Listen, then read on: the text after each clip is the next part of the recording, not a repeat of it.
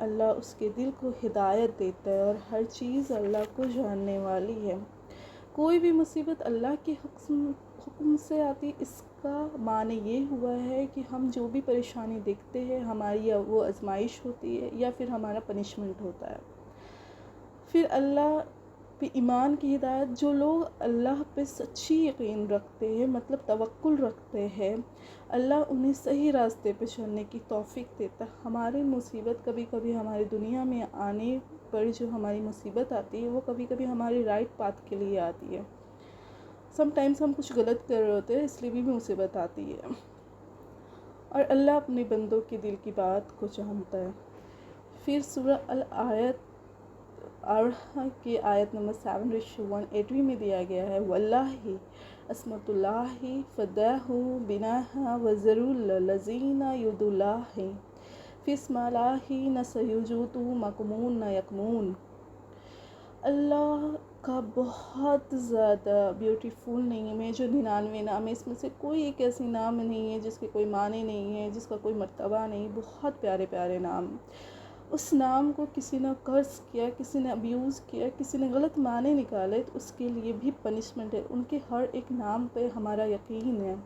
اگر اللہ کا نام الرحمن ہے تو ہمیں یقین ہے کہ اللہ رحم فرماتا ہے۔ اگر اللہ کا نام الغفار ہے تو ہمیں یقین ہے کہ اللہ ہر وہ چیز میں اللہ کو غصہ آ جاتا ہے جس چیز میں ہم دنیا میں ناکامیاب ہو یا پھر آخرت میں ناکامیاب ہو۔ سورہ البقرہ کی آیت نمبر 22 میں دیا گیا ہے، جو بھی قرآن میں لکھا ہوا اس کی کوئی ڈاؤٹ نہیں، سب چیز میں سچائی اگر ہم اچھے سے جانیں تو۔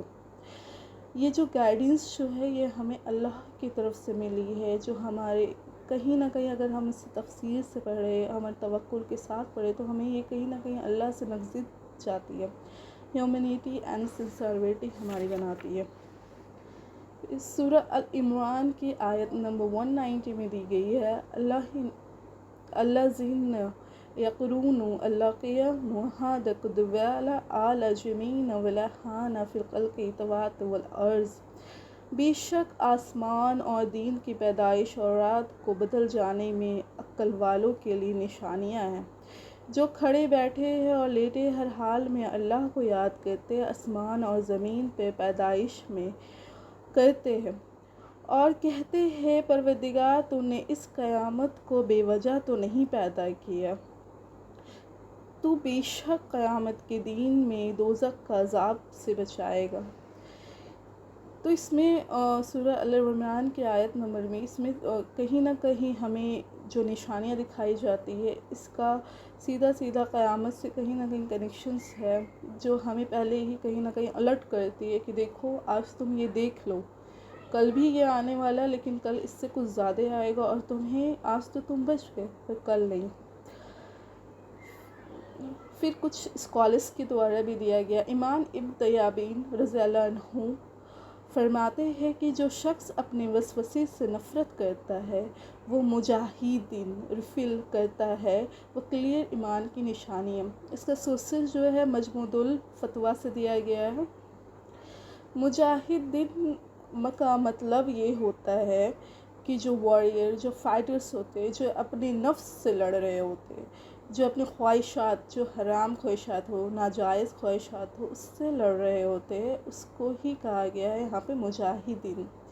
تو وہ ایمان کے پکے نشانے، بہت سم ٹائمس ایسا ہوتا ہے کہ ہم گناہ کر لیے ہوتے، پھر ہمیں احساس ہوتا نہیں ہم بہت بڑے گناہ میں تھے، پھر ہم ڈائریکٹ وہ اللہ سے معافی تلافی یہ سب مانگتے ہیں، ہم اپنے ایمان کو اسٹرانگ کرنے کی کوشش کرتے ہیں۔ تو اس لیے یہیں پہ اس مجاہد کا مطلب یہاں پہ یہی ہوتا ہے۔ تو ایک کلیئر ایمان کی نشانی کہ ہمارے اندر کلیئر ایمان ہے، مومن ہے، اس لیے ہم بھٹکتے ہیں۔ امام الغزالی رضی اللہ عنہ سورسز الہی رضی اللہ عنہ فرماتے ہیں، جو اللہ پر سچی نالج رکھتا ہے اور سچے دین پہ چلتا ہے وہ اللہ کی سب سے قریب ہے، اس سے اللہ بہت زیادہ محبت کرتے ہیں۔ یہ سورسز جو ہے الہی علم دین میں لکھا گیا ہے۔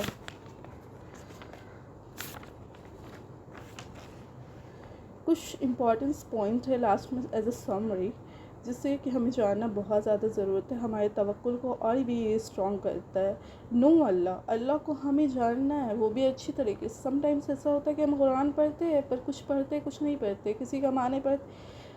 ایکچولی لوگ جو ہے نا اپنے بائسڈ ہو کے کبھی کبھی قرآن پڑھتے ہیں، نعوذ باللہ، بٹ ایسی چیزیں دیکھی گئی ہے کہ جو لوگ ہیں وہ اگر وہ لڑکے ہیں تو وہ اس چیز پہ دیکھتے ہیں کہ لڑکے پہ کیا حکم نہیں دیا گیا، یہ چیز نہیں، ایز اے وائف پہ ایز اے ہسبینڈ کا کیا حکم دیا گیا، وہ یہ چیز دیکھنا اسٹارٹ کر دیتے، ان پہ کیا حکم دیا گیا وائف کا، یہ چیز نہیں دیکھتے۔ اس لیے یہ چیزیں غلط ہے۔ آپ اگر اپنی حکم بھی دیکھیں، ان کی بھی حکم دیکھیں، تو آپ ایک سچی دین کو پہچانیں گے۔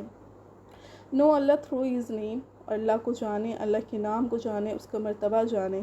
Red and reflect in the Quran regularly, اور قرآن کو جانیں اور قرآن کی چیزیں جانیں، تفسیر سے جانیں، کیا اللہ نے بنایا ہے، کیسے بنایا ہے، کیوں بنایا ہے، یہ سب سے کوشچن رائز کرے۔ اور کوشچن عجیب ہی ہے۔ اس کے بعد عبادت تو بہت ضروری ہے، عبادت، نماز، روزہ، زکوٰۃ، حج یا عمرہ، اور کلمہ پہ یقین رکھنا۔ اور جو بھی آپ کے ارد گرد ہے تو آپ دھیان رکھیں کہیں وہ آپ کے ساتھ تو نہیں، آپ کے ارد گرد جو بھی ہے وہ آپ کو ایک صحیح نالج دے رہے ہو دین کا، یا پھر دنیا میں بھی جو چیز ہو رہی ہو وہ اس چیز کی بھی صحیح نالج دے رہے ہیں۔ تو یہ چیزیں ہونی چاہیے اور ہمیں بھی یہ چیزیں جاننی چاہیے۔ ہمارے اندر بہت سارے سوال ہوتے ہیں، ہم خود سے بھی ڈھونڈتے ہیں، نہیں سمجھ میں آتا تو ہم پوچھتے بھی ہیں، انشاءاللہ۔ ٹھیک ہے۔